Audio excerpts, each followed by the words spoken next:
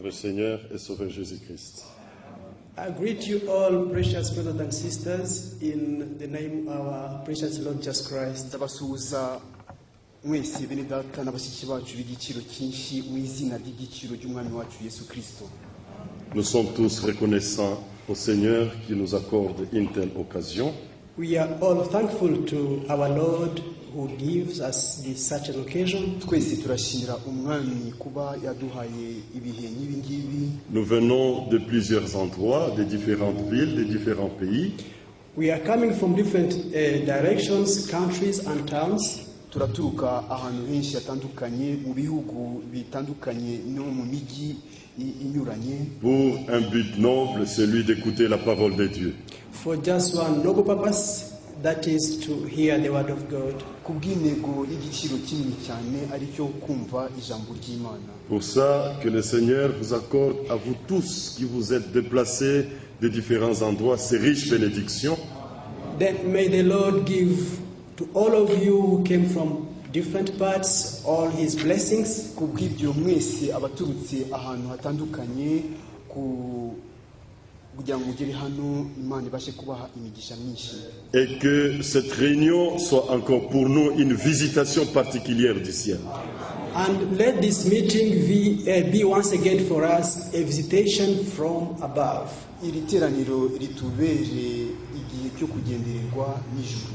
Avant tout, nous croyons que le Seigneur Jésus-Christ est avec nous ici présent. First of all, we believe that our Lord Jesus Christ is with us Mbere ya here. byose twizeye yuko umwami wacu Yesu Kristo ari hagati yacu. Et s'il est au milieu de nous, il reste le même.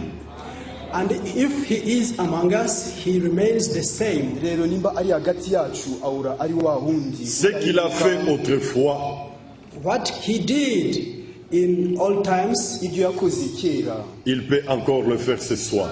he can do it the same today, this evening. ishobora kongera kubikora uyu mugoroba. Et lui, il fait tout en merveille. And whatever he does it marvelously. Kandi we akora ibintu byose mu buryo buhebuje. Alors, nous ne rentrerons pas d'ici comme nous sommes venus. Meaning we will not go back the way we came. Nituri buve hano rero nk'uko twaje. Amen. Amen.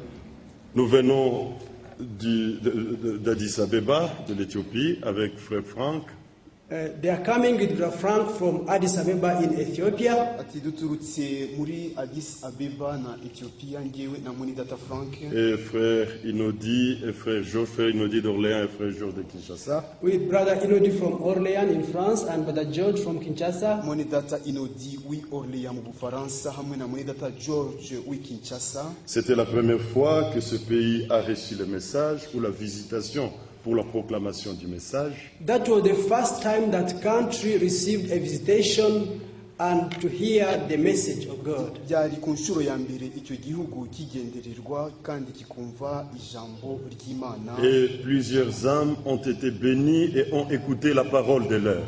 And many souls have been blessed and they received the word of the hour. Ubugingo bw'abantu benshi bwaragenderewe kandi bwakiriye ijambo ry'Imana. Que le Seigneur vous bénisse pour tous vos soutiens. May the Lord bless you all for all your support. Pour que la parole de Dieu, pour que la parole de Dieu soit proclamée aussi dans ce pays. Which allowed that the word of God be preached in that country. Alors, nous allons passer vite à la présentation de différents visiteurs qui sont là. We want very quickly to present all visitors who are among us. Nous sommes heureux de votre présence. And we are really grateful for your presence. Vous êtes venus de différents endroits, You came from different parts, de différents pays. from different countries.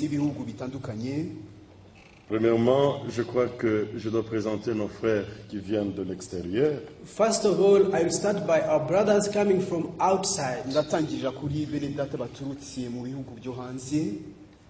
De l'Europe, nous avons notre frère Inodi Bokambwa qui vient de l'Assemblée d'Orléans. From Europe, we have a brother Thibaut Kamboa coming from the Church of Orléans. Mon frère, tu peux te tenir debout. Please stand up, brother. uturutse muri assemblée Orléans ushobora guhaguruka mwene data. Que Dieu te bénisse, mon frère. May the Lord bless you, brother. Imana igumugisha mwene data. Tu es le bienvenu parmi nous. You are most welcome among us. Tuguhaye ikaze hagati yacu. Du Kenya, nous avons notre bien-aimé frère Njagi. From the country of Kenya, we have our beloved brother Njagi. Tu peux te tenir debout, mon frère. Stand up, brother. Que Dieu te bénisse. May the Lord bless you. Tu es le bienvenu. You are welcome. Urakaza neza. De la République démocratique du Congo, on ne va pas présenter les gens particulièrement. Peut-être c'est difficile, sauf ceux qui sont venus seuls. From brothers from DRC, maybe it might be difficult to present each and everyone, except those who came alone from churches. Abo muri Congo byatugora kwerekana buri wese ku giti cye. Nous avons de la ville de Kinshasa notre précieux frère Georges Mboma, qui était avec nous en Éthiopie. Mon frère, tu peux tenir debout. Salut la congrégation. Our brother Mboma from Kinshasa, Mwene data Mboma George and he was with us in Ethiopia. kandi twari kumwe nawe muri Ethiopia. De la ville de Lubumbashi, nous avons notre frère Jean-Pierre Kalombo. From the town of Lubumbashi, DRC, brother Kalombo. Que Dieu te bénisse, mon frère. May the Lord bless you, brother. Tu es le bienvenu. You are most welcome. Imana igumugisha urakaza neza. De la ville de Mbujimai, nous avons notre frère Vicky Mpolesha. Il y a longtemps qu'il est avec nous ici. Que Dieu te bénisse, mon frère. From Mbujimai, brother Vicky Polesha. He has been with us for some days. Mwene data Vicky Polesha uturutse i Mbujimai.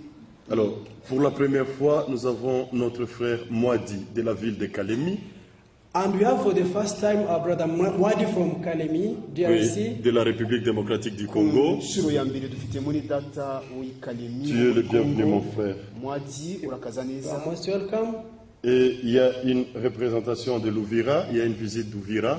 And Le we frère have qui vient d'Ouvira. brothers Nous from avons Uvira. nos deux frères, que Dieu vous bénisse Our two richement. brothers, may the Lord bless you. Babiri bo muri Uvira Imana ibahe umugisha. De la ville de Bunia, nous avons de la visite. Le frère peut se tenir debout. Brothers from Bunia, stand Bunia. up please.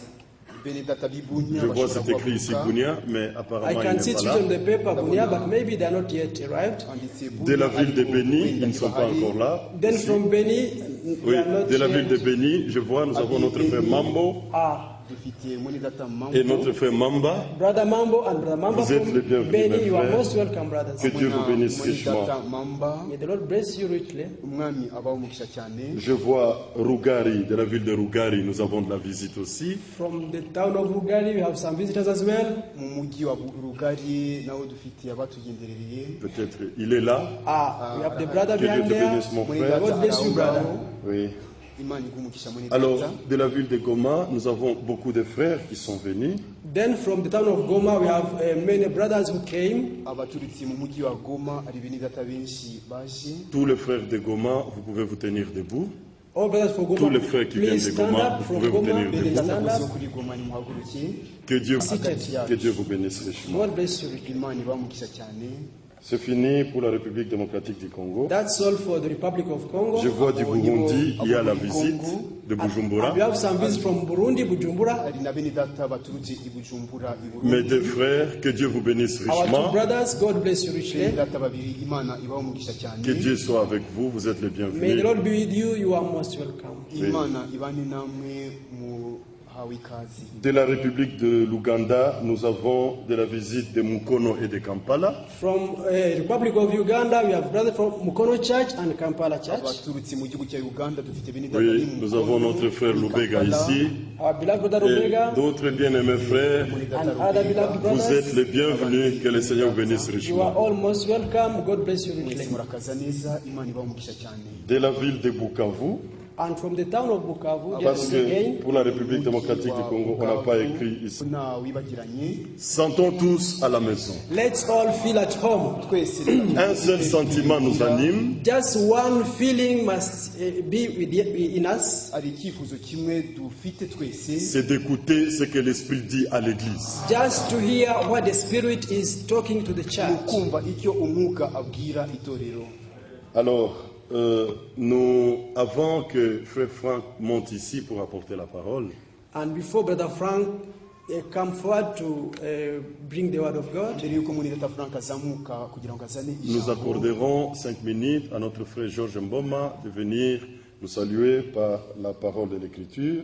we want to call Brother Mboma to greet us with the word of God. Mais avant ça, nous allons lire la parole de Dieu But let's read first et puis nous the word allons of prier. God. And Nous nous tenons tous debout pour lire la parole de let's Dieu. all stand up to read the Et word puis nous of God. prierons. kugira ngo dusome. Lisons dans le livre des psaumes au chapitre 33. Let's read in Psalm 33. Cieux aux hommes droits. Gushima gukwiriye abatunganye, Célébrez le Seigneur avec la harpe, célébrez-le sur les luttes à 10 cordes. mushimishe Uwiteka inanga, mumuririmbire ishimwe kuri neberu y'imirya cumi. Chantez-lui un cantique nouveau, faites retentir vos instruments et vos voix. Mumuririmbire indirimbo nshya, mucurangishe inanga ubwenge. Car la parole du Seigneur est droite, Muyivugishe ijwi rirenga, kuko ijambo ry'Uwiteka ritunganye. et toutes ses œuvres s'accomplissent avec fidélité. Imirimo ye yose ayikorana umurava. Verset 8.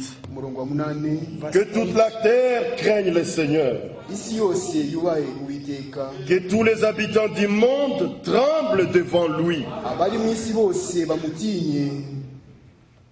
Car il dit et la chose arrive. Kuko avuga bikaba, Il ordonne et elle existe. arategeka bigakomera. Le Seigneur renverse les desseins des nations. Uwiteka ahindura ubusa imigambi y'amahanga, Il anéantit les projets des peuples. akuraho ibyo amoko yibwira. Mais les desseins du Seigneur subsistent à toujours. Imigambi y'Uwiteka ikomera iteka ryose. Verset 16. Umurongo wa 16. Verse 16. Ce n'est pas une grande armée qui sauve le roi. Ingabo nyinshi sizo zikiza umwami, Ce n'est pas une grande force qui délivre le héros. intwari nikizwa n'imbaraga zayo nyinshi. Le cheval est impuissant pour assurer le salut. Ifarashi na mumaro igira wo gukiza, Et toute sa vigueur ne donne pas la délivrance. nizakirisha umuntu imbaraga zayo nyinshi. Ouvrons bien nos oreilles maintenant. Let's hearken carefully. None dukingure amatwi yacu cyane. Voici l'œil du Seigneur est sur ceux qui le craignent, Dore ijisho ry'Uwiteka riri kubamwubaha, sur ceux qui espèrent en sa bonté. riri kubategereza imbabazi ze. Pour quelle fin? Kubwiye mpamvu, Afin d'arracher leur âme de la mort ngakize ubugingo bwabo urupfu, et de les faire vivre au milieu de la famine. abarinde mu nzara badapfa. Amen. Nous rendons grâce à Dieu pour ces We paroles. are grateful to the Lord for those words. Turashimira Imana aya L'œil du magambo. Seigneur est sur ceux qui le craignent. The eye of the Lord is on those who fear him, Ijisho ry'Uwiteka riri kubamwubaha, Sur ceux qui espèrent en sa bonté. and those who hope in his goodness. kuri ba bandi bategereza imbabazi ze. Pour leur faire quoi? For which purpose? Kugira ngo abagirire iki? Pour arracher leur âme de la mort So he can spare their soul from the death Ngo akize ubugingo bwabo et les faire vivre au milieu de la famine. and keep them alive during the famine. abahe ubugingo mu gihe cy'amapfa. Amos a annoncé une famine qui devait venir. Amos announced a famine which would have to come, Amosi yatangaje iby'inzara byari byenda kuzabaho, Mais l'œil du Seigneur est sur nous. but the eye of the Lord is upon us. ariko ijisho ry'umwami riri kuri twebwe. Et jusqu'aujourd'hui, Until now, nous subsistons dans la famine. we are surviving during the famine time. Turiho mu gihe cy'amapfa. Dieu prend soin de nous dans la famine God is catering about us during the famine time, Imana itwitaho mu gihe cy'inzara, et il pourvoit toujours la nourriture. and He always provides food. kandi ihora iduteganiriza ibyo kurya. Nous terminons dans Genèse 41. Let's finish with Genesis chapter 41. turangiriza mu itangiriro ibice 41 afin que chacun ait l'assurance que Dieu est à l'œuvre pour nous faire subsister malgré la famine. So as everybody be assured that the Lord is working to keep us alive during this famine time. kugira ngo buri wese agire icyemezo yuko umwami atubeshaho muri iki gihe cy'amapfa. Genèse 41, Genesis 41, itangiriro ibice 41 verset 30. verse 30. umurongo wa 30. Cette année de famine viendront après elle, et l'on oubliera toute cette abondance au pays d'Égypte, et la famine consumera le pays. hanyuma hazakurikiraho imyaka 7 y'inzara, ubwo burumbuke bwose bwibagirane mu gihugu cy'Egiputa. Verset 32. 32. Si Pharaon a vu le songe se répéter une seconde fois, c'est que la chose est arrêtée de la part de Dieu et que Dieu se hâtera de l'exécuter. kandi cyatumye izo nzozi zibonekera Farawo kabiri, nuko ibyo byakomejwe n'Imana kandi izabisohoza vuba. Maintenant que Pharaon choisisse un homme intelligent et sage et qu'il le mette à la tête du pays d'Égypte. nuko Farawo nashake umuntu w'umunyabwenge w'umuhanga amuhe ubutware bw'igihugu cy'Egiputa. Verset 35. Verse 35. Qu'il rassemble tous les produits de ces bonnes années qui vont venir, qu'il fasse sous l'autorité de Pharaon des amas de blé, des approvisionnements dans les villes et qu'ils en aient la garde. bateranye ibihunikwa by'iyo myaka myiza igiye gutaha, bahunike mu midugudu imyaka y'imeke izatunga abantu, itegekwe na Farawo bayirinde. Ces provisions seront en réserve pour le pays, pour les 7 années de famine qui arriveront dans le pays d'Égypte, afin que le pays ne soit pas consumé par la famine. kandi ibyo bihunikwa bizabera igihugu ibibikiwe imyaka 7 y'inzara izatera mu gihugu cy'Egiputa, igihugu cye kumarwa n'inzara. C'est Joseph qui parlait. Here is Joseph speaking. uyu ni Yosefu wari uriho avuga. Verset 38. Verse 38. 38. Et Pharaon dit à ses serviteurs, Farawo trouverons-nous un homme comme celui-ci, ayant en lui l'esprit de Dieu? Et Pharaon dit à Joseph, puisque Dieu t'a fait connaître toutes ces choses, il n'y a personne qui soit aussi intelligent et aussi sage que toi.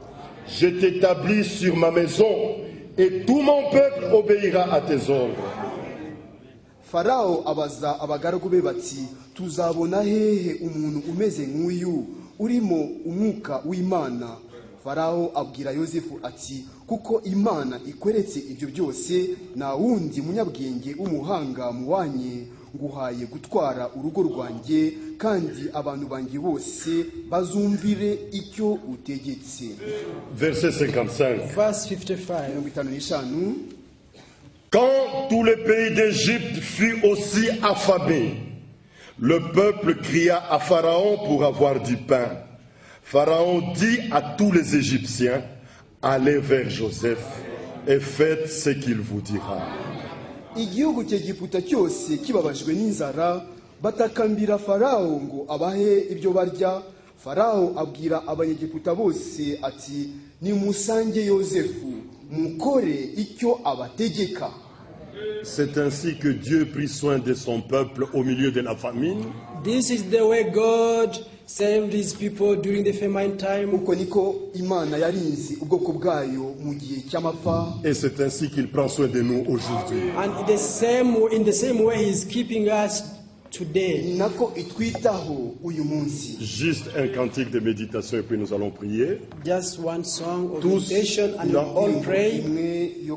Étant respectueux à notre esprit, tous, nous allons chanter Ulinde Roho na mwili yangu na nafsi yangu Let's chini ya all damu. let's all sing respectively that song in Swahili. Reka turirimbe imbere y'Imana dufite kuyubaha. Indirimbo y'Igiswahili ivuga ngo, Ulinde Roho na nafsi yangu. Keep my soul and my heart under the blood.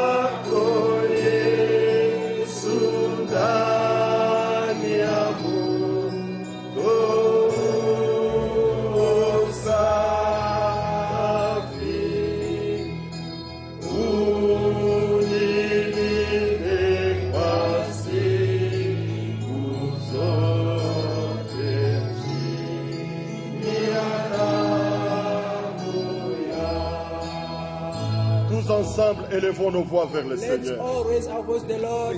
Dieu, notre Père, Dieu de notre salut, nous avons ce privilège d'être tous réunis ici, au nom du Seigneur Jésus-Christ. Nous croyons que tu es présent par ton esprit au milieu de nous et tu es disposé à nous parler encore ce soir. Tous, nous nous plaçons sous l'autorité du sacrifice, voyant que la rédemption acquise à Golgotha est parfaite. Le prix qui a été donné est tout suffisant pour ôter nos péchés, pour nous arracher de la puissance des ténèbres et nous amener à toi. Loué soit ton nom pour ta bonté, pour tes bienfaits. Bénis ton peuple, bénis ton serviteur. Emploie-le encore puissamment. Répands l'onction de ton esprit. Oh Dieu, que tous nous soyons abreuvés du même esprit.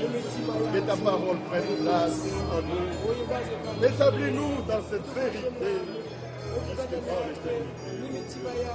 Merci, bienfait. Merci pour ta bonté et ton amour. Dans les précieux noms de Jésus. Amen. Nous pouvons nous asseoir. Let us be seated. Alors, je donne 3 minutes au lieu de 5 minutes à Frère Georges. Then I give 3 minutes and not 5 to our brother Moma.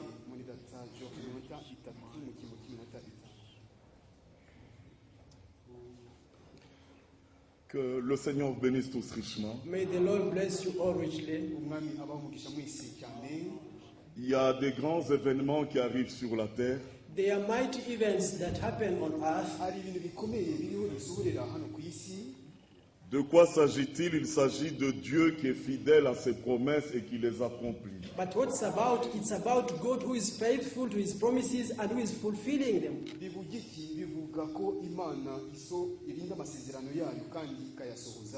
Dans de temps promis, In promised time, ce sont des choses promises qui se réalisent. is promised things that are being fulfilled.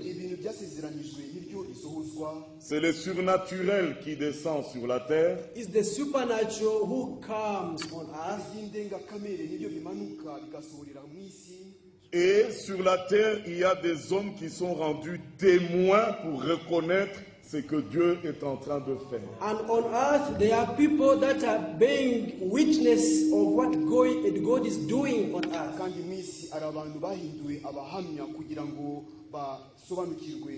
Nous ne sommes pas des grands hommes sur la terre, We are not mighty men on earth, parce qu'il y en a qui sont très intelligents et très sages à leurs propres yeux. because there are many who are very wise and very knowledgeable from as they think they are. Mais comme Marie, nous pouvons dire que Dieu a baissé ses regards sur la bassesse des hommes que nous sommes. But as Mary, you can say that God has lowered his regards to very simple people that we are.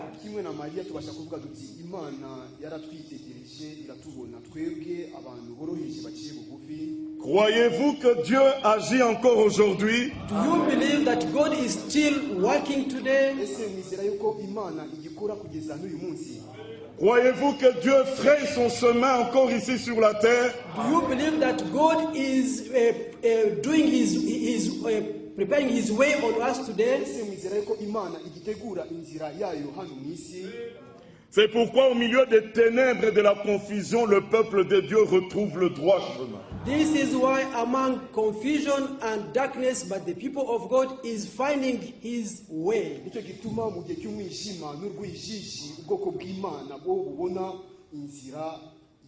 inzira y'imana et notre assurance augmente. And our assurance is just augmenting. kandi icyemezo tugira kikarushaho kwiyongera Parce que Dieu a une volonté infaillible par rapport à laquelle il nous rend capables. Because the will of God can't fail, and through that will is giving us capabilities. kuko imana ifite ubushake budashobora guhinduka iduha ubushobozi muri ubwo bushake Et parce que Dieu ne peut pas échouer, nous sommes reliés à ce Dieu-là et nous n'échouerons pas. And as God can't fail, and as we are linked to such a God, we will not fail as well. We will not fail as well. kuko imana idatsindwa kandi natwe dufitanye ubumwe n'iyo mana niyo mpamvu natwe tutazatsindwa.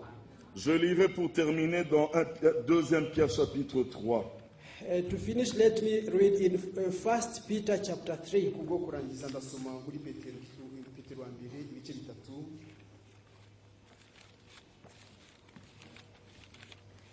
Verset 1.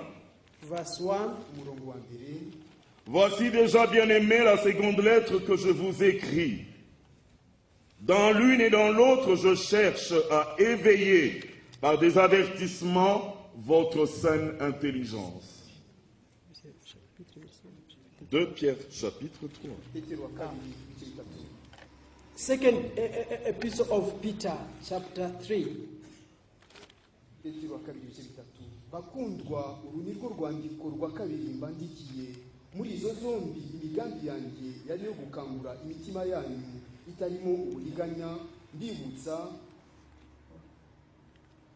Afin que vous vous souveniez des choses annoncées d'avance par les saints prophètes et du commandement du Seigneur et Sauveur enseigné par vos apôtres. kugira ngo mwibuke amagambo yavuzwe kera n'abahanuzi bera mwibuke n'itegeko ry'umwami ari we mukiza mwabwiwe n'intumwa zabatumweho. Sachez avant tout que dans les derniers jours, il viendra de mon cœur avec leur raillerie et marchant selon leur propre convoitise, ils disent où est la promesse de son avènement. mubanze kumenya iki yuko mu minsi y'imperuka hazaza abakobanyi bakobana bakurikiza irari ryabo babaza bati isezerano ryo kuza kwe ririhe. Verset 9. umurongo wa 9 Verse 9. Le Seigneur ne tarde pas dans l'accomplissement de la promesse, umwami imana ntitinza isezerano ryayo comme quelques-uns les croient. nk'uko bamwe babyizera. Est-ce qu'il y en a quelques-uns qui le croient ici? Is some who believe that here? hano Non, nous, on ne croit pas comme ça que Dieu tarde dans l'accomplissement de sa We promesse. don't believe that God is delaying the fulfillment of His promises. twebwe ntabwo twizera yuko imana itinza gusohoza amasezerano yayo. Mais voici ce que Dieu, la parole nous déclare. Il use de patience envers nous, ne voulant pas qu'aucun périsse, mais voulant que tous arrivent à la repentance.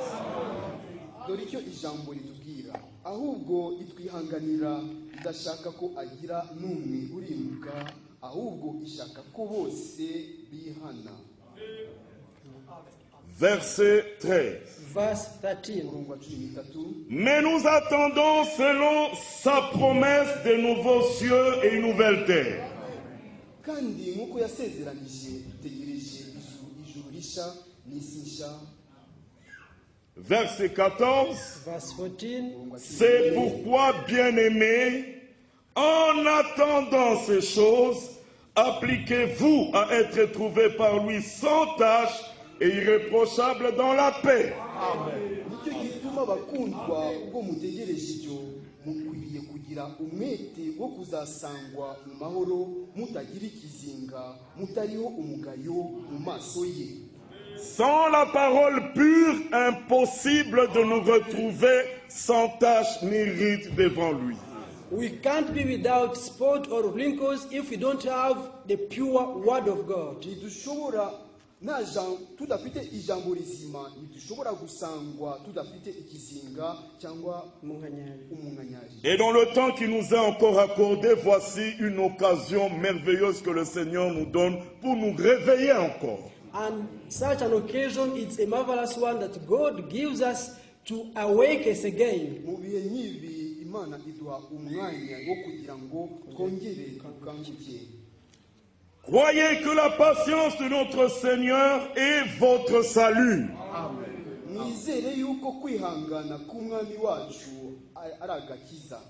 Comme notre bien-aimé frère Paul vous l'a aussi écrit selon la sagesse que Dieu lui a donnée. Nuko mwene data ukundwa Paulo yabandikiye abwirijwe n'ubwenge yahawe.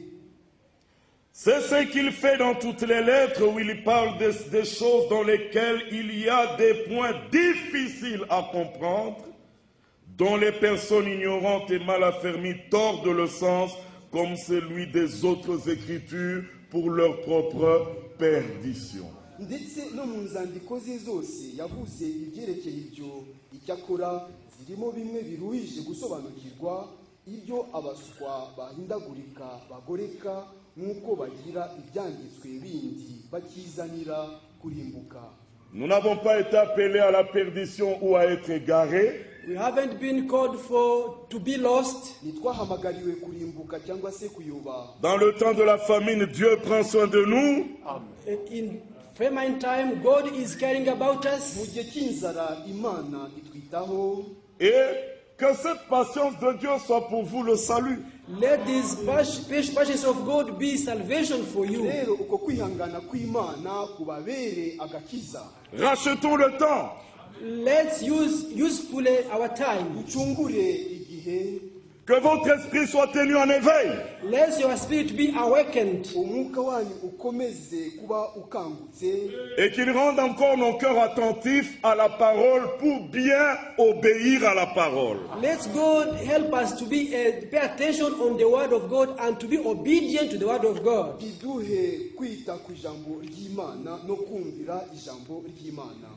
C'est nous les élus qui avons été destinés à connaître la volonté de Dieu. We are those elected one who has been purposed to know the will of God. Twebwe za ntore zagenewe kumenya Alors ubushobozi.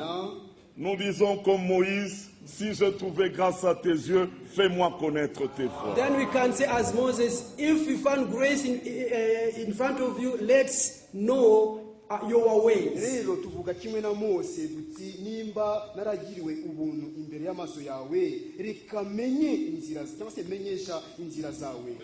Que le Seigneur vous bénisse richement. May the Lord bless you richly. Umwami abamugisha cyane.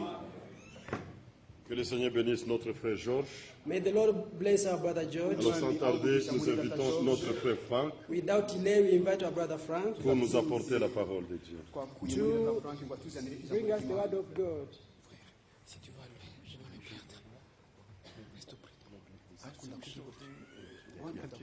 Okay.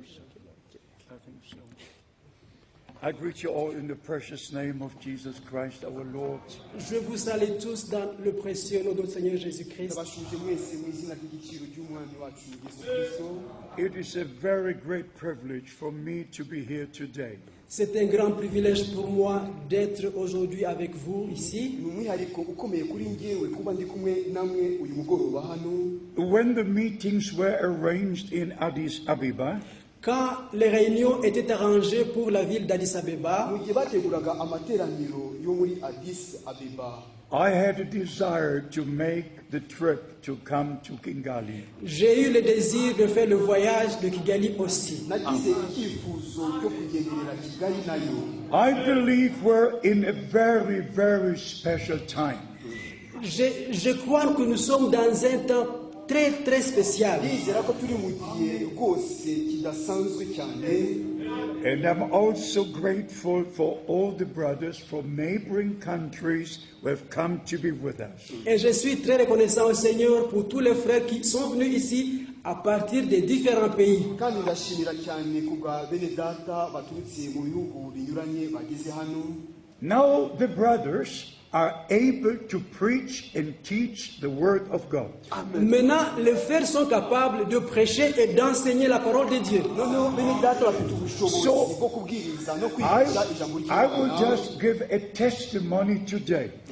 Ainsi, je vais donner un témoignage aujourd'hui. bityo reka nanjye ubuhamya uyu munsi In Luke chapter 1, Dans Luc chapitre 1er, muri luka igice cya we mbere read from verse 1 to 4 nous lisons à partir du premier verset jusqu'au verset 4 turasoma duhereye ku murongo wa mbere that kugeza ku wa kane. this man of God went back to the very beginning of the things which happened in his day. que cet homme de Dieu est retourné au tout commencement des choses qui se sont passées dans son temps. uyu muntu w'imana yasubiye ku ntangiriro y'ibintu byabaye mu gihe cye. And he made the statement that you might know the certainty of these things, the certainty. Et il a fait la déclaration dit, afin que vous sachiez la certitude de ces choses. yavuze ijambo avuga iti kugira ngo mugire icyemezo cy'ibyo bintu. Those who were there, who saw with their eyes, who heard with their ears. Ceux qui étaient là-bas, qui ont vu avec leurs yeux et ont entendu avec leurs propres oreilles. abari bari aho ngaho bakabonesha amaso yabo bakumvisha amatwi yabo. In Acts chapter 1, our Lord said, "You are my witnesses, and the Holy Ghost will come upon you." Et dans Actes des Apôtres chapitre 1er, le Seigneur leur dit, vous êtes mes témoins et le Saint-Esprit viendra sur vous. byakozwe n'intumwa igice cya mbere And the umwami apostle- yababwiye ati the "Murabahamya apostle- banjye kandi the umwuka apostle wera John- azabazaho." The Apostle John writes, Et l'apôtre Jean a écrit, intumwa yohana nayo yaranditse "What our eyes have seen, what our ears have heard from the word of life." ce que nos yeux ont vu, ce que nos oreilles ont entendu concernant la parole de la vie. ibyo amaso yacu yabonye amatwi yacu akumva by'ijambo ry'imana. In 2 Peter chapter 1 from verse 15, Dans 2 Pierre chapitre 1er à partir du verset muri 15. petero wa kabiri igice cya mbere uhereye ku murongo wa cumi the na gatanu. apostle Peter gave testimony that he was on the holy mountain. L'apôtre Paul donne le témoignage qu'il était présent sur la sainte montagne. intumwa petero iratanga ubuhamya ivuga iti You read- you yuko read- yari hari kuri wa musozi wera. You read about it in Matthew 17. Vous pouvez lire à propos de ça dans Matthieu 17. ku bw'ibyo ushobora gusoma muri matayo 17. You read about it in Mark chapter 9. Lisez à propos de ça aussi dans Marc chapitre 9. ku bw'ibyo musome no muri mariko ibice 9. But then the man of God says, "I was there, we were there, I heard the voice which came from heaven." Mais alors l'homme de Dieu dit, j'étais là, nous étions là, j'ai entendu la voix venant du ciel. umuntu w'imana aravuga ati nari mari twari duhari numvise ijwi riturutse mu ijuru. You can only be a true witness if you've seen something. Vous ne pouvez pas être un témoin oculaire à moins que vous ayez vu quelque chose. ntushobora kuba umuhamya wiboneye ikintu keretse nimba ari cyo wabonye nyine. Now our subject is the return of Christ. Maintenant notre sujet c'est le retour de Christ. umutwe w'ingingo yacu ubu ngubu ni ukugaruka kwa kristo. It's the last call that is going forth before the second coming of Christ. C'est le dernier appel qui est sorti avant le retour du Seigneur. niwo muhamagaro wa nyuma wasohotse mbere y'uko umwami agaruka. And by the grace of God, I had the privilege to know the man sent from God in our time. Et par la grâce de Dieu, j'ai eu le privilège de connaître l'homme de Dieu que Dieu a envoyé dans notre temps. ku bw'ubuntu bw'imana nagiriwe umwihariko wo kumenya umuntu w'imana imana yohereje mu gihe cyacu. Many can speak about the things which happened 2,000 years ago, 500 years ago, and 100 years ago. Beaucoup de gens peuvent parler des choses qui sont passées il y a 1000 ans, il y a 5000 ans, ou il y a même 100 ans. benshi bashobora kuvuga ku bintu byabayeho ashize imyaka 1500. But we live now. We must know God's plan of salvation for this day.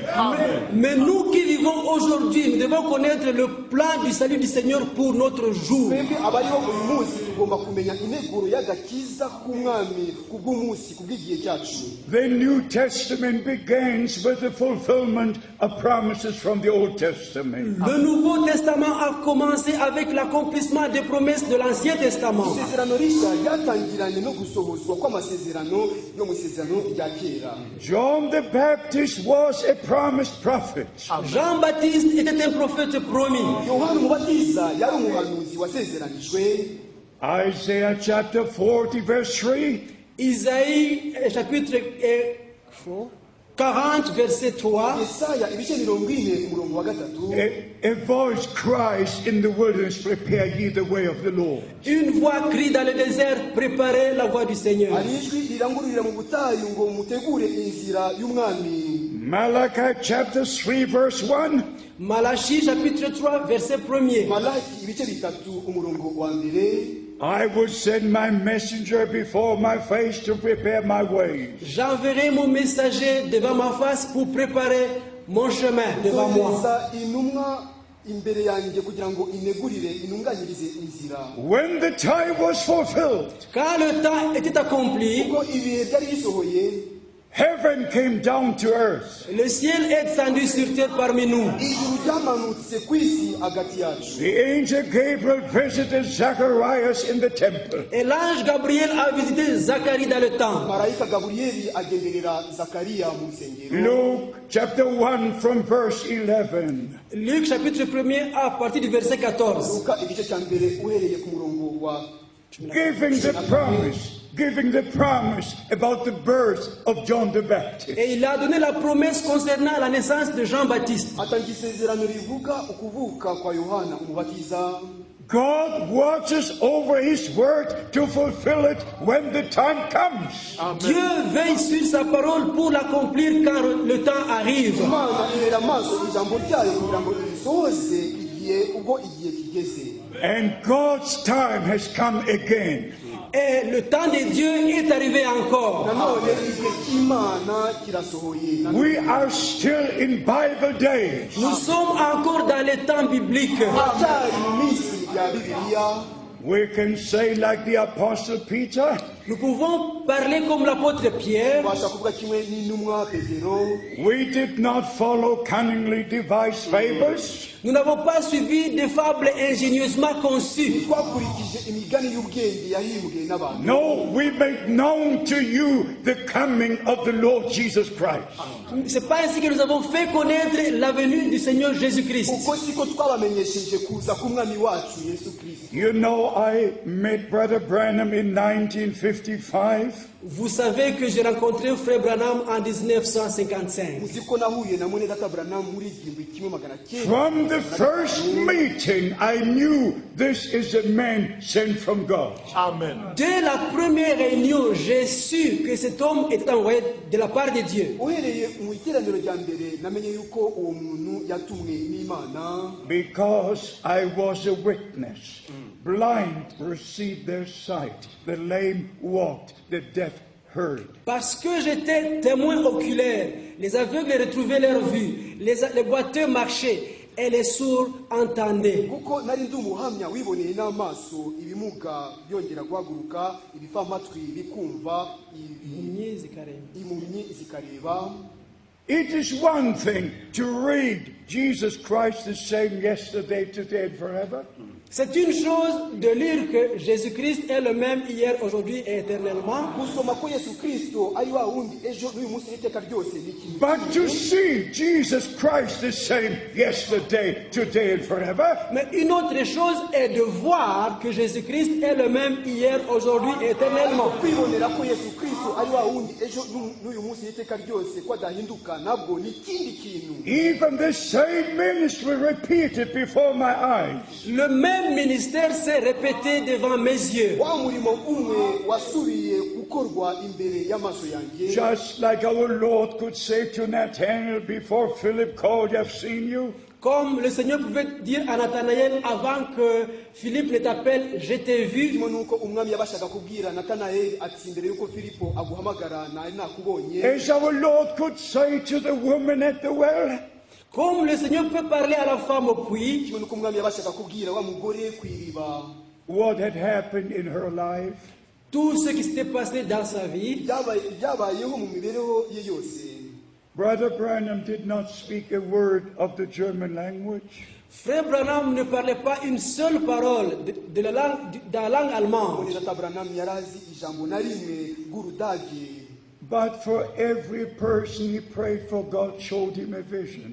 Mais pour chaque personne pour laquelle il priait, le Seigneur lui montrait d'abord une vision. Ariko kuri buri muntu wese yasengeraga umwami yabashaga kumwereka He could say to his sister, you're not from this city, you come from Hamburg. Il pouvait dire à une sœur, tu n'es pas de cette ville, mais tu viens de la ville de Hambourg. yabashaga kubwira mushiki wacu umwe ati ntabwo utuye muri uyu murwa ahubwo uraturuka mu murwa wa Telling her precisely what her needs were. Et il lui a dit précisément quel était son besoin. akamubwira neza neza atibeshe icyifuzo yabaga afite. He could tell the gentleman, you come from Berlin. Il pouvait dire à un jeune homme, toi tu viens de Berlin. yabashaga kubwira umusore umwe ati wowe uraturuka i Berlin. Another couple with a girl born blind from Switzerland. Et un autre couple avec un enfant qui était né aveugle en provenance de la Suisse. n'abandi bashakanye bari bafite umwana wavutse ari impumyi bari baraturutse mu Busuwisi. Brother Branham said, you're not from this country. Frère Branham a dit, vous n'êtes pas de ce pays. Muneta Branham ati ntabwo muturuka muri iki gihugu You come from Switzerland. Vous venez de la Suisse. muraturuka mu Busuwisi. And your daughter was born blind. Et votre fille est née aveugle. kandi umukobwa wanyu yavutse ari impumyi. We were all in tension. Et nous étions tous sous tension. twese twari turi munsi And Brother Branham just prayed a short prayer. Et Frère Branham a juste fait une courte prière. Muneta Branham yasenze isengesho rigufi cyane rwose. And finished that prayer with, receive your sight in the name of Jesus Et il a Christ. terminé sa prière en disant, reçois ta vue au nom du Seigneur Jésus-Christ. yarangije isengesho avuga ati humuka mu izina Every ry'umwami. miracle in every service happened on the platform right then and there. Chaque miracle dans chaque réunion se passait ici à la chaire à l'instant même. buri gitangaza muri buri teraniro ryakorerwaga hano ku ruhimbi muri ako ka mwanya. Because there was a very special call and commission. Amen. Parce qu'il y avait un appel spécial et une commission spéciale. kubera yuko hariho umuhamagaro udasanzwe n'inshingano y'ubutumwa When bidasanzwe. the angel of the Lord came to Brother Branham on May the 7th, 1946, Quand l'ange du Seigneur était venu visiter Frère Branham en 1946, mu gihe marayika w'umwami yagendereye muri Data Branham mu mwaka w'1946. the angel said, whatever you see in a vision, pronounce it. It has already happened. l'ange lui avait dit, quoi que tu vois dans une vision, prononce-le et cela s'accomplira. marayika yaramubwiye ati icyo uzabona cyose mu iyerekwa uzajya ukivuga kandi kizajya gisohora. Brother Branham was not only a prophet, he was a prophet in part and for the plan of redemption. Frère Branham n'était pas seulement un prophète, mais il était un prophète, une partie du plan de la rédemption. Data Branham ntabwo yari umuhanuzi gusa ahubwo yari umuhanuzi ugize igice kimwe cy'integuro yo gucungura. God made promises also for the second coming of Christ. Only then sun will turn into darkness and the moon into blood. Et c'est alors que le sang sera transformé en sang et la lune en ténèbres. nibwo izuba rizahinduka amaraso ukwezi kugahinduka Joel umwijima. chapter 2 from verse 28. Joël chapitre 2 verset 28. Yoweri ibice bibiri umurongo wa 28. So when God made the promise, Ainsi quand Dieu fait une promesse, rero mu gihe imana I will yatangaje send you Elijah the prophet. je vous enverrai Élie le prophète. nzabohereza Eliya umuhanuzi. I must go to 1 Kings 17 and 18. Je dois aller dans 1 Roi, chapitre 17 et 18, ugomba kujya mu bami ba mbere igice cya 17 To know what God has done in the days of Elijah. pour voir qu'est-ce que Dieu avait fait au temps d'Élie. bwo kureba icyo imana yakoze mu gihe cya Eliya.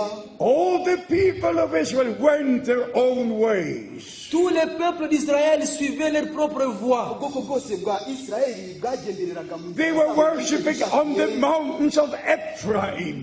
Ils allaient adorer sur la montagne d'Éphraïm. bajyaga gusengera ku musozi wa Efurayimu. They were paying for the priest. Ils payaient les sacrificateurs. bahembaga abatambyi. They made sanctuaries here and there and Ils everywhere. créaient des sanctuaires ici et là et partout. bashingaga ibicaniro hirya no hino ahantu And they hose. did not go back to Jerusalem anymore. Et ils ne partaient plus à Jérusalem. ntibongeye gusubira i Yerusalemu ukundi. But when the prophet came, Mais quand le prophète était venu, ariko ubwo umuhanuzi yari yaje he gathered all the children of Israel. il a rassemblé tous les enfants d'Israël. yakoranyije ubwoko bwose abana bose ba Isirayeli. There were hundreds of Baal priests and hundreds of Asherah Il priests. y avait des centaines de prophètes de Baal et des centaines de prophètes d'Astarté. hari abahanuzi amagana ba Bayali n'abahanuzi amagana ba Astarte. But then he gave the message. Et alors il a donné le message. none rero aza gutanga How long will you go in your own way? Jusqu'à quand suivrez-vous vos propres voies? muzahera hehe gukurikiza. Today it shall be manifested Aujourd'hui, il sera uyu manifesté munsi ari bugaragare who the true God is and who is his servant. qui est le véritable Dieu et qui est son serviteur. imana nyakuri yariyo n'umugaragu wayo nyakuri uwo ari we. Elijah took the 12 stones according to the 12 tribes. Élie a repris les 12 pierres par rapport aux 12 tribus d'Israël. Eliya asubira gufata y'amabuye 12 agereranwa n'imiryango 12 ya Isirayeli. He rebuilt the altar of the Lord. Il a reconstruit l'autel du Seigneur. yongera kubaka igicaniro cy'umwami. He put the sacrifice upon the altar. Et il a mis le sacrifice sur l'autel. ashyira igitambo ku gicaniro. He poured the water upon the sacrifice. Il a répandu de l'eau sur le sacrifice. asuka amazi ku gitambo. And then he prayed. Et alors il a prié. ubwo rero arasenga. And God answered. Et le Seigneur a répondu. Imana yarasubije. And the Bible says in verse 37 Et la Bible dit au verset 37. Bibiliya iravuga ku murongo wa 32 that God has turned their hearts back to him. Et Dieu a retourné le cœur du peuple à lui. nuko Imana igarura imitima y'ubwo bwoko. They igarura- recognized that Jerusalem was the place God has chosen. Parce que les temples, ils ont reconnu que c'est à Jérusalem que Dieu avait choisi pour être adoré. kuko bongeye kumenya yuko i Yerusalemu niho Imana yatoranyije kugira ngo What isengerwe is- aho ngaho. What is the main ministry of Brother Branham? Quel est le sens du ministère de Frère Branham? Aga- isobanuro nyamukuru y'umurimo wa Munisa Branham ni iyihe? To put the teachings of the 12 apostles back into place. De ramener les enseignements des 12 apôtres à leur place. kugarura inyigisho y'intumwa 12 akayishyira mu mwanya. Acts chapter 2 verse 42 says, Acte chapitre 2 verset 42 dit, byakozwe 2:42 haravuga ngo and they remained in the doctrines of the apostles. et ils persévéraient dans la doctrine des apôtres. bagumirizaga mu nyigisho In prayer, in fellowship, in the breaking of bread. Dans la prière, dans la communion fraternelle et dans la fraction du pain. mu gusenga mu bumwe bwa kivandimwe no mu kumanyagura umugati. Before the return of Christ, Avant le retour de Christ, mbere yo kugaruka kwa Kristo, before sun turns into darkness, avant que le soleil devienne du mbere ténèbres, yuko izuba rihinduka umwijima, before moon turns into blood, avant que la lune devienne comme du sang, mbere yuko ukwezi guhinduka amaraso, God kept his promise in our time. Dieu a tenu sa promesse pour notre temps. Imana yakomeje isezerano ryayo yatangiye kino gihe. And that promise is not only in the Old Et Testament, cette promesse ne se trouve pas seulement dans l'Ancien Kandi iryo Testament, sezerano ntabwo riboneka gusa mu isezerano rya kera, it's also in well, in two places in the New Testament. Elle se trouve aussi à deux endroits dans le Nouveau Testament. riboneka n'ahantu habiri mu isezerano risha. Matthew 17:11. Matthieu 17, verset 11. Matayo 17 umurongo wa 11. Truly Elijah shall first come and restore all things. Il est vrai qu'il doit venir premièrement et rétablir toutes choses. Ni ukuri ko Eliya akwiye kubanza kuza agatunganya ibintu byose. Mark chapter 9 verse 12. Marc chapitre 9, verset 12. Mariko ibice 9 umurongo wa 11. Surely Elijah shall first come and restore all things. Et il est vrai qu'il doit revenir et rétablir toutes Ni choses. ukuri ko Eliya akwiye kuza agatunganya ibintu byose. That is the main promise for the New Testament church before the return of Christ. Celle-ci est la promesse principale pour l'Église du Nouveau Testament avant le retour du Seigneur. Isezerano nyamukuru kubw'itorero mbere yo kugaruka. Beloved, look into Christianity. Bien-aimés, regardez autour de vous dans la chrétienté. Bakundwa murebe mu nkengero zanyu mu gikristo. 350 denominations are joined in the World Council of Churches. 350 dénominations sont réunies dans le Conseil mondial des églises. Amadini 350 yahuriye mu rwunge rw'amadini yo And ku isi. all look back to Rome. Et ils sont tous en train de retourner à Rome. Bose bariho barasubira i Roma. We go back to Jerusalem. Mais nous retournons à Jérusalem.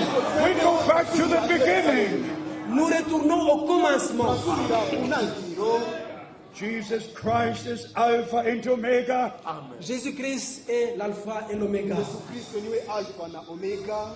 He is the first and the last. Il est le premier et le dernier. Niwe wa mbere kandi niwe wa nyuma. And I just love to say this again. Et j'aime dire ceci encore. Nkunze kongera kuvuga aya magambo nanone. The first and the last sermon must be the same. Amen. Le dernier sermon doit être identique au premier sermon. Ikibwirizwa cya nyuma kigomba kumera n'ikibwirizwa The cya first mbere. and the last baptism must be the same. Le dernier baptême doit être identique au premier baptême. Umubatizo wa nyuma ugomba kuba kimwe n'umubatizo. Everything at the end must be as it was in the beginning. Chaque chose à la fin doit être comme c'était au commencement. Byose ku iherezo kigomba kumera nk'uko byari bimeze. God said, I will restore. Dieu a dit, je restaurerai. Imana yavuze And God said, I send you the prophet Et Elijah. ainsi Dieu envoie le prophète Élie. bityo Imana yohereza umuhanuzi Eliya. God always uses his men. Dieu utilise toujours ses hommes. Igihe cyose Imana ihora ikoresha abantu bayo. And I'm so grateful to be a witness. Et je suis si reconnaissant d'être un témoin. Kandi ndashimira cyane kuba ndi umuhamya. Today I brought with me this picture. Aujourd'hui, j'ai amené avec moi cette photo. Uyu munsi nazanye ino shusho, ino foto. And when I heard Brother Branham say Et quand j'ai entendu Frère Branham disant Mu gihe numvaga Muneza Branham avuga ati that this picture with a supernatural light que cette photo avec une lumière surnaturelle ko iyi shusho ifite umucyo w'indengakamere which was taken in January 1950 qui a été pris en janvier 1950 yafashwe mu kwezi kwa mbere 1950 in Houston, Texas by two press photographers. à Houston au Texas par deux photographes. Houston muri Texas n'abafata amafoto babiri One n'abafotozi babiri. was Mr. Ayers L'un s'appelait Monsieur Ayers, Umwe yitwaga Mr. and Ayers, the other was Mr. Kipperman. l'autre s'appelait Monsieur Kipperman. undi yitwaga Mr. Kipperman. One was a Roman Catholic, one was a Jew. L'un était catholique romain, l'autre était juif. Undi yari umugatolika w'i Roma, undi And yari both, umuyahudi. they both were working for the press. Et ils travaillaient tous pour la presse. Bose bakoreraga And the press criticized Brother Branham. Et la presse qui critiquait Frère Branham. cya kinyamakuru cyaneguraga Muneza Branham. And the moment Brother Branham came to the pulpit, Mais à l'instant où Frère Branham était venu ici sur la chaire, Mu gihe Muneza Branham yazamutse hano ku ruhimbi, he made the statement, il a fait une déclaration. hari ijambo yavuze ati, I don't need to speak for myself. Je n'ai pas besoin de parler pour moi-même. sinkeneye kwivugira. The Lord God who sent me will testify of his presence. Le Seigneur Dieu qui m'a envoyé rendra témoignage. Umwami Imana wantumye And they just pressed the button of the camera. Et maintenant, ils se sont mis à prendre des photos. noneho batangira gufata amashusho. All the film was nothing. Et tout le film n'avait rien pris. Filime yose ntiyagira icyo ifata ifotoreye. Only one photo was good. À l'exception d'une photo qui était bonne. uretse ifoto imwe gusa niyo yasohotse The rest of the film was black. Finished. Le reste du film était blanc, il n'y avait rien. negatifu yose nta kintu cyari kiriho, yariho ubusa. Around midnight, these gentlemen came to the hotel. Et aux environs de minuit, ce jeune homme est venu à son hôtel. hagati mu gicuku uwo musore asanga Mwenedata Branham Searching for Brother Branham. Et il cherchait frère Branham. ashakisha Mwenedata Branham, Speaking and showing him the negative, showing the light over his head. Lui parlant, montrant le négatif et la lumière qui était sur sa tête. amubwira amwereka iyo negatifu n'umucyo wari hejuru y'umutwe we. And Brother Branham, in very brief form, explained to them. Et frère Branham, d'une façon très brève, leur a expliqué. Mwenedata Branham mu ncamake yarabasobanuriye ati, And this photo hangs in Washington, D.C. Et cette photo est suspendue à Washington, D.C. iyi foto imanitswe muri Washington DC. In December 1969, En décembre 1969, mu kwezi kwa 12 1969, on my way to Tucson, Arizona, quand il partait vers Tucson, en Arizona, igihe nariho njya i Tucson muri Arizona, I made a stop in Washington. il a fait une escale à Washington. nabashije guhagarara i Washington gatoya. And I searched all morning to find the place. Et il a cherché toute la matinée cette place-là. nuko igitondo cyose nshakisha uwo mwanya aho Mwenedata Branham yavuze. It was about 11:15 in the morning. C'était à peu près 11h15 dans la matinée. hari hafi saa 5:15 mu gitondo. When I asked the gentleman, where is the Hall of Art? Quand je demandais à un jeune homme où se trouve le musée des arts, ubwo nabajije umusore umwe ati inzu babikamo ibintu by'indangamuco iherereye. He said, sir, this is the building. You just need to enter. il m'a dit, monsieur, voici la maison, il suffit d'entrer. yarambwiye ati mugabo dore inzu ngiye imbere yawe gusa wewe winjire. I entered the building. Et je suis entré dans la maison. ninjiye muri iyo I nyubako. saw this photo in Washington, D.C.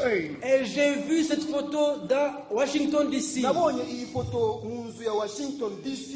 I held it in my hands. Et j'ai pris la photo entre mes mains. nayifashe iyo foto mu maboko yanjye. And the nice gentleman said, Et maintenant, un jeune homme m'a dit, none umusore umwe arambwira ati, he just pulled out a drawer and said, soon this will be in a drawer. il a tiré un tiroir, il a dit, bientôt cette photo sera retirée et mise dans un tiroir. akurura akabati arambwira ati bidatinze ino foto bari buyimanure bayibike mu kabati. muri iki Because kibazo. there is no general interest in this photo. Il dit, parce que ça ne nécessite vraiment pas d'intérêt. kuko rwose iyi foto ntabwo itera abantu amatsiko, But there's interest in me.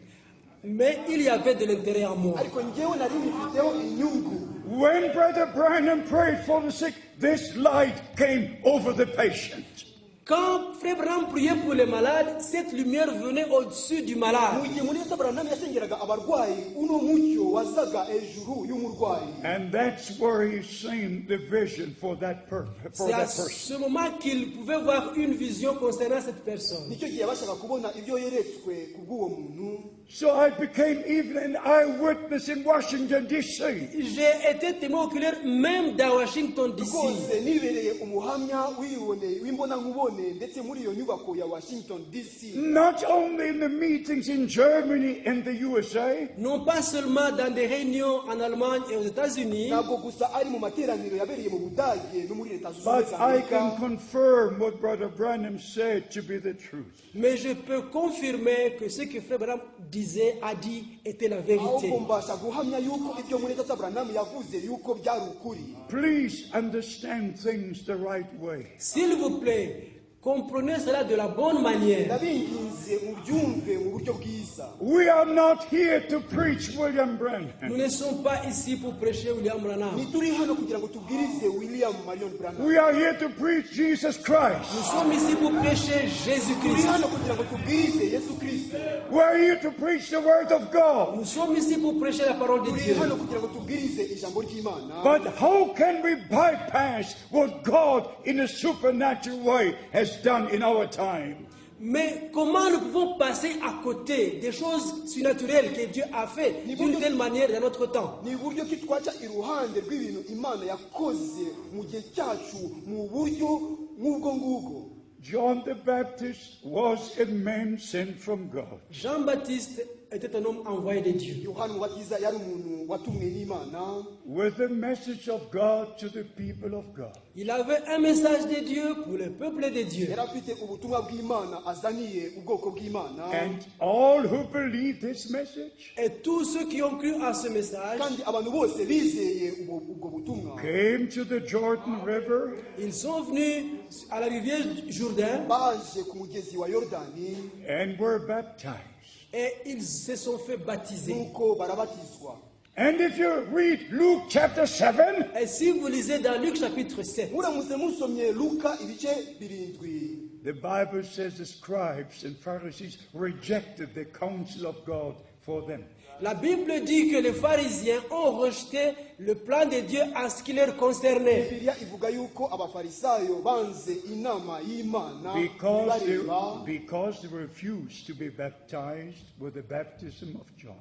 Parce qu'ils avaient refusé d'être baptisés du baptême de Jean. kuko bari baranze kugira ngo babatizwe umubatizo wa Yohana. If God fulfills promises, Si Dieu accomplit ses promesses, Niba Imana ishohoje amasezerano ye, our time has come notre temps est venu igihe cyacu kiba kigeze to believe God de croire en Dieu ngo twizere Imana and to have part in what God is doing right et now. d'être une partie de ce que Dieu fait no maintenant. kuba umugabane w'umurimo Imana ikora nonaha. It was in 1933, C'était en 1933. hari mu 1933 on June the 11th, about 2 o'clock in the afternoon, Le 11 juin, à peu près vers midi, tariki 11 mu kwezi kwa gatandatu hafi mu masaa 6, when Brother Branham was about to baptize 300 people in the Ohio River, quand Frère Branham était en train de baptiser presque 300 personnes dans la rivière igihe Ohio, Mwita Branham yari yamaze kubatiza hafi abantu 300 mu mugezi when he wa was Ohio, about to baptize the 17th person, quand il était sur le point de baptiser la 17e personne, ubwo yarageze aho ashaka kubatiza umuntu wa 17, he heard the voice, "Look up." il entendit une voix qui disait « Lève les yeux ». yumvise ijwi rimubwira riti And again he heard the voice, "Look up." La voix répéta « Lève les yeux ijwi rirasubiramo ngo ubura amaso. And when he looked up, ». Et quand il leva les yeux, Mu gihe yubuye amaso there was this supernatural light. il y avait cette lumière surnaturelle. hari uno mucyo w'indengakamere. More than 4,000 people saw this light with the natural ear. eyes. Plus de 4000 personnes étaient là et ont vu la lumière avec leurs propres yeux naturels. hari abantu barenze ibihumbi 4 bari aho ngaho biboneye n'amaso yabo And bwite. the voice from the supernatural light said these words, Et une voix sortit de la lumière surnaturelle en disant, ijwi rituruka muri wa mucyo w'indengakamere riravuga riti as John the Baptist was sent to forerun the first coming of Christ, comme Jean-Baptiste a été envoyé pour préparer la première venue de Christ, kimwe nuko Yohana umubatiza yoherejwe kugira ngo ategure kuza kwa mbere kwa Kristo. you are sent with a message that will forerun the second coming of Christ. tu es envoyé avec un message qui préparera la seconde venue de Christ. utumanwe ubutumwa buzategura kuza kwa kabiri kwa Kristo. I met eyewitnesses in April 1966. J'ai rencontré des témoins de cet événement en avril 1966 nahuye n'abahamya biboneye icyo gikorwa mu mwaka w'igihumbi kimwe magana cyenda mirongo itandatu who na were gatandatu. present on June the 11th, 1933. qui étaient présents le 11 juin 1933. bari bahari ku itariki ya 11 ukwezi kwa gatandatu igihumbi kimwe God magana doesn't cyenda do mirongo itandatu na things in gatatu. secret, He does it openly. Dieu ne fait pas des choses en secret, il le fait ouvertement. Imana ikora ibintu mu ibanga ibikora ku mugaragaro. And all who are born of the Spirit of God, Et tous ceux qui sont nés de l'Esprit de kandi Dieu, ababyawe n'umwuka w'Imana bose, all who are led by the Holy Spirit, tous ceux qui sont conduits par le Saint-Esprit, abayoborwa n'umwuka wera bose, they will believe the promised word of God for this day.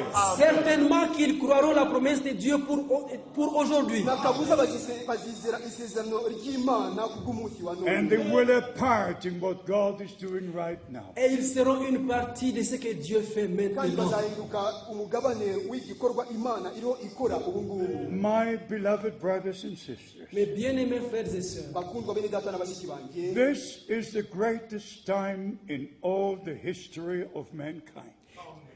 ce temps est le temps le plus important dans l'histoire de l'humanité. iki gihe nicyo gihe cy'ingenzi cyane mu mateka yose y'abaremwe. This is the greatest time in the last 2000 years. Ce moment est le plus important dans les derniers 2000 ans. aka kanya niko cy'ingenzi cyane muri iyi myaka ya nyuma ibihumbi bibiri. And the decision you make in this service, you take with you to eternity. Et la décision que vous ferez au cours de cette réunion, vous l'emporterez jusque dans l'éternité. icyemezo uri bufate muri aya materaniro uzagitwara ukigeze no mu iteka ryose. If you believe the word of God, Si vous croyez la parole de Dieu, nimwizera ijambo ry'Imana, then the Lord will speak to you. alors le Seigneur vous parlera. ubwo rero umwami azavugana If you nawe. don't believe what God said in His word, Mais si vous ne croyez pas ce que Dieu dit dans sa ariko parole, nimutizera icyo Imana ivuga mu ijambo ryayo, why should He speak to you? pourquoi voudriez-vous que Dieu vous parle? urashaka rero ko Imana ivugana nawe kubera iki? From the first time the Lord spoke to Abraham, Pour la première fois, Dieu parla à Abraham. ya nshuro ya mbere Imana yavuganye na Aburahamu in Genesis chapter 12, Dans Genèse chapitre mu 12, itangiriro ibice 12, the Holy Scripture says Abraham believed God. les Saintes Écritures disent que Abraham crut Dieu. ibyanditswe byera bivuga biti nuko Aburahamu If we are the spiritual seed of Abraham, we believe God. Et le véritable semence d'Abraham croit en Dieu, croit Dieu. yakuriza Aburahamu zizera Imana. We believe 2 Corinthians chapter 1 verse 20. Nous croyons dans 1 Corinthiens chapitre 1 verset 20. bizera abakorino ba mbere igice cya mbere umurongo wa 20. All the promises of God are yea and amen in Christ through us. Toutes les promesses de Dieu sont oui et amen en Jésus-Christ par nous. amasezerano yose y'Imana ni yego muri Kristo ubwacu. How many believe in the rapture in the second coming of Christ? Combien qui croient dans l'enlèvement lors du second retour de Jésus-Christ? bangahe bizera umuzamuko ubwo Yesu Hallelujah. azagaruka ku nshuro ya kabiri? Hallelujah.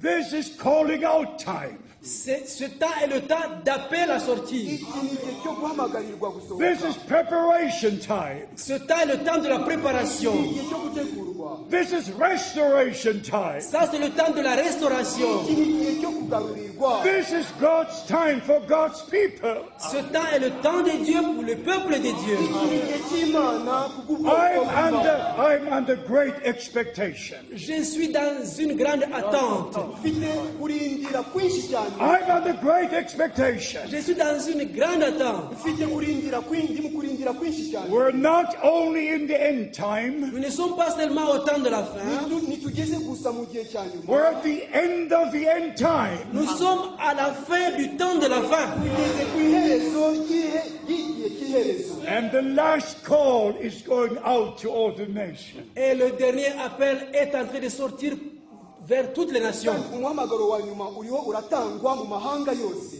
This was the promise to Abraham. Cette promesse a été donnée à Abraham. isezerano ryahawe Aburahamu. Through your seed, I will bless all the nations of the earth. Toutes les nations seront bénies dans ta sémence. amahanga yose azaherwa umugisha mu rubyaro rwawe. Let us summarize what we tried to say here tonight. Résumons ce que nous essayons de dire ce Reka soir. tuvuge mu ncamake icyo twagerageje kuvuga uyu mugoroba. Our Lord and Savior gave the promise. Notre Seigneur et Sauveur a donné une promesse. umwami wacu n'umukiza yatanze isezerano in John chapter 14. Dans Jean chapitre 14, muri yohana ibice 14, I will go and prepare the place. je m'en irai et je vous préparerai une place. nzagenda mbategurire umwanya, Then I will return, Et alors je reviendrai rero nzagaruka and I will take you to be where I am. et je vous prendrai afin que vous soyez là où je suis. kandi nzabajyana kugira ngo mube aho nzaba ndi. Every true child of God Chaque vrai enfant de Dieu umwana nyakuri wese w'imana believes every promise God made.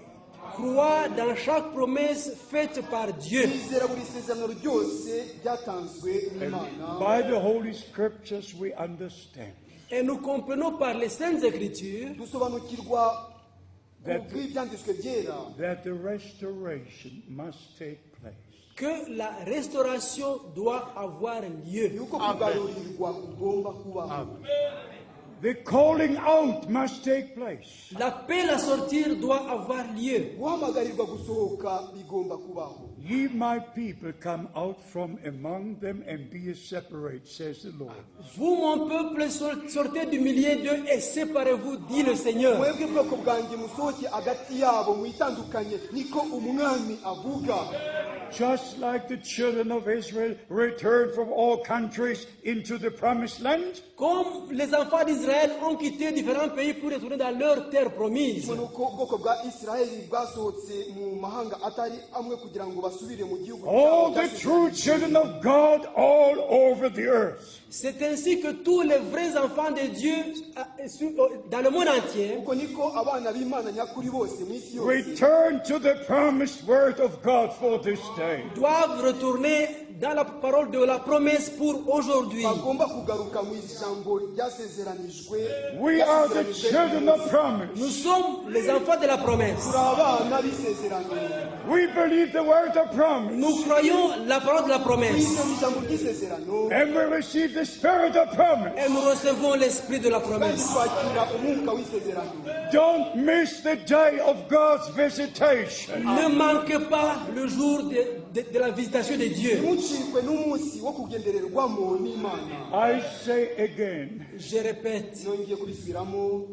first you must believe what God said. premièrement, vous devez croire ce que Dieu dit. bwa mbere mugomba kwizera icyo imana ivuga. Then he will not only talk to you, he will reveal his word. Et alors Dieu ne te parle pas simplement, mais il va même te révéler sa parole. ko imana itazavugana nawe gusa ahubwo izanaguhishurira ijambo ryayo. Only that you might know, I say in closing, Ce que vous devez savoir, je le dis en terminant, icyo mugomba kumenya ngiye kukivuga ndangiza. my ministry is directly connected to Brother Branham's house. mon ministère est directement connecté au ministère de Frère Branham. umurimo wanjye ugendanye imbonankubone n'umurimo wa munidata Branham. When he said on December the 3rd, 1962, Quand il dit en décembre 1962, ubwo yavugaga mu kwezi kwa 12 igihumbi magana cyenda mirongo itandatu na kabiri, Brother Frank wait with the giving out of the food. Frère Branham attend pour la distribution de la parole. munidata Frank rindira kugira ngo utangire kugabura ibyo kurya. Frère Frank attend pour la distribution de la parole munidata Frank rindira kubwo gutangira kugabura ijambo Until you get the rest of the food. jusqu'à ce que vous ayez reçu le reste qui va avec. kugeza ubwo uzahabwa ibisigaye bigendanye nabyo. Whatever you might do with the next statement, Quoi, ce que vous pourriez faire avec la prochaine déclaration, icyo uzakoresha ijambo rikurikiyeho. but Brother Branham was taken to glory on December the 24th, 1965. mais Frère Branham a été repris à la maison le 24 décembre 1965. munidata Branham yajyanwe mu rugo I had no knowledge of the car. ukwezi kwa 12 igihumbi kimwe magana cyenda mirongo itandatu na gatanu. I had no knowledge of the car accident. Je n'étais pas au courant de l'accident de véhicule qu'il avait eu. sinari nzi ko yagize impanuka y'imodoka. But on December the 24th, 1965, Mais le 24 décembre 1965, ariko ku itariki ya 24 ukwezi kwa 12 igihumbi magana cyenda I mirongo itandatu na gatanu saw Brother Branham on a cloud. j'ai vu Frère Branham sur une nuée, nabonye Moneta Branham ari ku gicu Wearing a suit as I wear it now. portant un costume comme j'en porte une maintenant. yambaye kositimu nk'uko nyambaye nonaha And slowly taken up. Et lentement, il était en train d'être enlevé. buhoro buhoro ariho azamuka I saw it at about 11 p.m. Et c'était à peu près 11 heures du soir. nabibonye hari saa 5 za nimugoroba And in this vision I said, Et dans cette vision, j'ai dit, muri iryo yerekwa naravuze ni Brother Branham, you're not the Son of Man. Why do I see you on the cloud? Frère Branham, vous n'êtes pas le fils de l'homme. Comment puis-je te voir sur une nuée? ndavuga ni Moneta Branham kutari umwana w'umuntu ni kuki mubonye uhagaze ku gicu Not knowing that was the moment that he went from time to eternity. Je ne savais pas que c'était à ce moment-là qu'il quittait le temps pour l'éternité. sinamenye yuko muri uwo mwanya nyirizina nibwo yari ariho ajyanwa ngo ajyanwe mu iteka But we shall also be taken up in the clouds. Mais nous tous aussi, nous serons emportés sur des nuées. ariko twese tuzajyanwa ku bicu And the two prophets will be taken up by a cloud. Et même les deux prophètes seront enlevés sur des nuées. ndetse n'abahanuzi babiri bazajyanwa ku bicu I was the last one to see Brother Branham in the coffin. J'ai été le dernier à voir Frère Branham dans son cercueil. nabaye umuntu wa nyuma kubona Moneta Branham April the 10th, 1966. Au mois d'avril 1966. mu kwa kane 1966 You can never imagine how I felt. Vous ne pouvez pas imaginer ce que j'ai ressenti. ntimubasha kwiyumvisha icyo numvise muri nge The next day was a burial. Et le jour suivant, c'était l'enterrement. umunsi wakurikiyeho kwari gushingura I just wept bitterly. Et alors, j'ai vraiment pleuré amèrement. rwose nararize I was ndaboroga talking to God in prayer. Et je disais à Dieu dans ma prière, nabwiraga imana mu isengesho I said, Dear Lord, how can you finish the ministry without this man of God? il dit, cher Seigneur, comment peux-tu achever ton œuvre sans cet homme de Dieu? ndavuga ni mwami mukundwa ni buryo ki uzasohoza umurimo wawe uyu muntu w'imana adahari For me, a whole world had just collapsed. Pour moi, c'était comme si le monde entier s'était évanoui. ku bwanjye byari bibaye nk'aho isi yose yahirimye It was the most terrible day in my life. C'était le jour le plus terrible de ma vie. ni wari umunsi uteye ubwoba mu buzima bwanjye bwose But on the evening of the same day, Mais au soir du même jour, ariko ku mugoroba w'uwo munsi nyine when I was back in my hotel room, quand je suis retourné dans ma chambre d'hôtel, mu gihe nasubiye mu cyumba cyanjye ku ihoteli I sat down, je me suis assis naricaye and the peace of God flooded my soul. et la paix de Dieu a inondé mon âme. amahoro y'imana asendera ubugingo bwanjye This time, not an audible voice, À ce moment-là, je n'ai pas entendu une voix audible. icyo gihe sinumvise ijwi n'amatwi like on April the 2nd, 1962. Comme c'était le 2 avril 1962, ubona uko byagenze ku itariki ya 2 mata 1962 But it spoke in my heart. mais la voix a parlé dans mon cœur. ahubwo iryo jwi ryavugiye mu mutima wanjye Now your time has come Maintenant, votre temps est arrivé noneho igihe cyawe to go kirageze. from city to city, from country to country. d'aller de ville en ville et de pays en pays kugenda mu murwa ujya mu wundi no mu gihugu ujya mu And to kindi take the message of the hour to the ends of the earth. et de porter le message de l'heure jusqu'aux extrémités de la terre. no gukwirakwiza ubutumwa bw'igihe ukabugeza ku At mpera that y'isi time, I was working for the German government. Et à ce moment-là, j'étais un fonctionnaire du gouvernement allemand. icyo gihe nari ndi umukozi ukorera leta For y'abadage 15 years, I was preaching and earning my own money. Et pendant 15 ans, j'avais prêché vivant de mon salaire.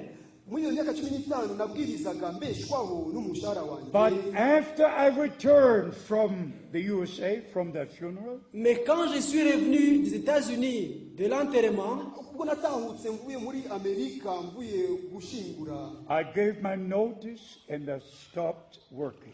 alors j'ai déposé ma démission et j'ai arrêté de travailler. natanze urwandiko rwo kwegura And I started to share the word of God with the nations in Europe and then to the ends of the earth. J'ai commencé à partager la parole de Dieu avec les nations, en commençant par l'Europe et jusqu'aux extrémités de la terre. nangira gusangira ijambo ry'Imana n'abantu mereye i Burayi kugeza This mu I mahanga do yose. because of a direct commission from the Lord. Si je fais ceci, c'est parce que c'était une commission directe du Seigneur. nimba narakoze ibi ngibi ni uko byari inshingano y'ubutumwa nahawe n'umwami.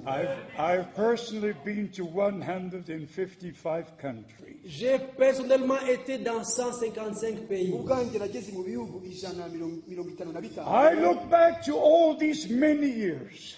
Et quand je retourne à toutes ces nombreuses années, igihe ngarutse inyuma kuri iyo myaka yose Sharing the precious word of God. je les ai passées en partageant la précieuse parole de Dieu. nayimaze nsangira ijambo ry'igiciro cy'Imana And letting the people know Et que le peuple sache nuko rero abantu ntibamenye yuko that Brother Branham was a man sent from God. que Frère Branham était un homme envoyé de la part de Dieu. mwene data Branham yari umuntu watumwe n'Imana, A promised prophet. C'était un prophète promis. yari umuhanuzi wasezeranijwe. His ministry is a Bible ordained ministry. Son ministère a été un ministère ordonné dans la Bible. ubukozi bwe bwari ubukozi bwategetswe muri Bibiliya To turn the hearts of the children of God back to the apostolic fathers. Pour retourner les cœurs des enfants de Dieu à leur père les apôtres. bwo kugarura imitima y'abana b'Imana ku base ari bo intumwa, Back to the beginning. Retourner au commencement. kugaruka ku ntangiriro. As I said before, Comme je l'ai dit au début, nk'uko nabivuze ntangira, the same preaching, the same teaching, les mêmes prédications et les mêmes enseignements. byari ibibwirizwa bimwe za nyigisho one zimwe, faith, one Lord, one baptism. Une seule foi, un seul Seigneur, un seul baptême. kwizera kumwe, umwami umwe, umubatizo umwe. God willing, tomorrow we shall share a few doctrinal points. Dieu voulant, demain nous partagerons quelques points doctrinaux. Imana ibishatse umunsi w'ejo turi burebe dusangire How inyigisho zimwe many z'inyigisho. wish to be ready for the coming of the Lord? Combien qui voudraient être prêts quand le Seigneur revient? Ni bangahe bifuza yuko umwami Oh agaruka? my, let us stand, let us stand, Lèvons-nous, lèvons-nous, let us stand. lèvons-nous. Tuhagurukiye. If you believe God's word, Si vous croyez la parole de Dieu, nimwizere ijambo ry'Imana, the Lord God will reveal it to you. le Seigneur Dieu la révélera, vous la révélera. umwami Imana azaribahishurira. Please understand this, beloved brothers and S'il vous sisters. plaît, comprenez ceci, bien-aimés frères et sœurs. ndabinginze musobanukirwe ibi ngibi bakundwa bene data na bashiki If bacu. you would say it's Brother Branham's message or Brother Frank's preaching, Si vous pouvez dire c'est le message de Frère Branham ou bien c'est la prédication de Frère Frank, nimba mubasha kuvuga muti ni ubutumwa bwa mwene data Branham cyangwa se ni ikibwirizwa cya mwene data Frank, it would not be right. ce ne sera pas la vérité. ntabwo bizaba ari ukuri. It's not Brother Branham talking to you. It's not Brother Frank or any minister.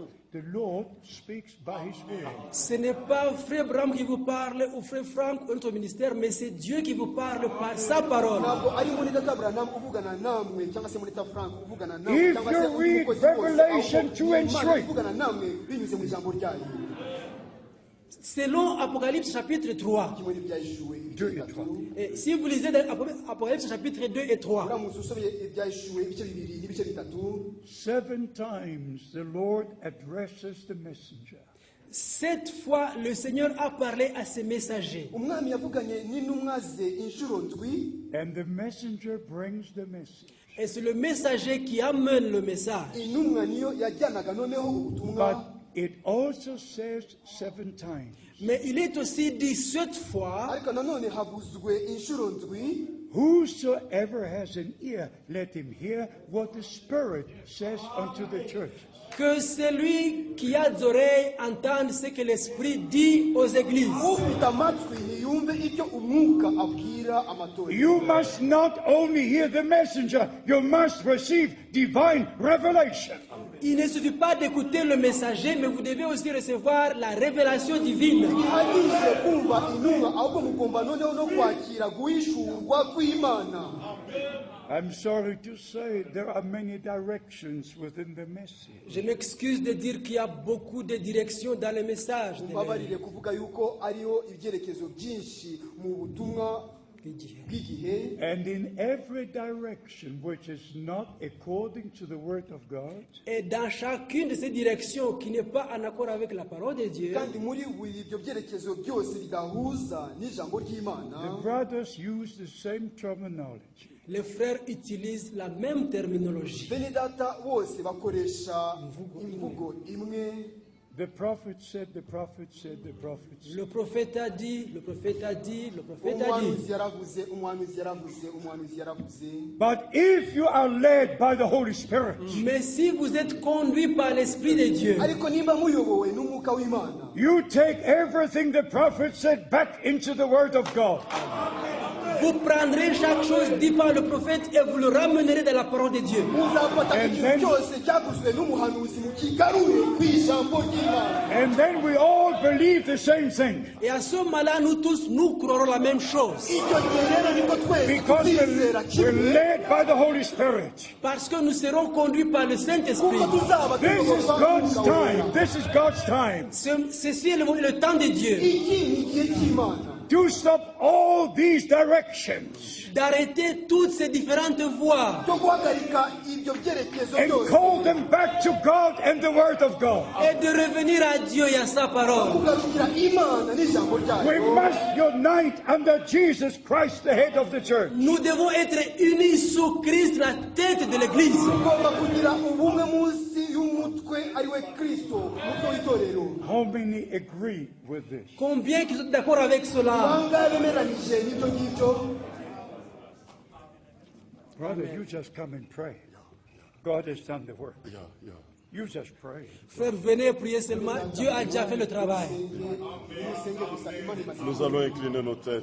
Let's bow our heads. kurubamisha imitwe yacu. Dieu, notre Père, God, our Father, Mana data, nous avons écouté ta parole. we have heard your word tumaze kumva ijambo ryawe, Nous te croyons and we believe in thee. turakwizeye et nous disons que tout ce que tu dis est vrai. And we say that whatever you say is truth. uvuze yuko ibyo uvuga byose Et toi, tu es le Dieu puissant. And you are the mighty God. kandi uri Imana ishobora byose, Tu es fidèle And you are faithful. wo et kwiringirwa, tu veilles sur ta parole. And you watch on your word. kandi ubera amaso ijambo ryawe. Nous avons reçu la promesse de cet âge. We have received the promise of this age. twamaze kwakira isezerano Nous sommes ry'igihe, sortis de tout ce qui ne vient pas de toi. And we came out of whatever doesn't come from you. twasohotse mu bintu byose bidaturutse kuri Nous nous wowe. sommes séparés de toute impureté. And we have separated ourselves from all impurity. twamaze kwitandukanya n'ibidatunganye byose. Agis, Père.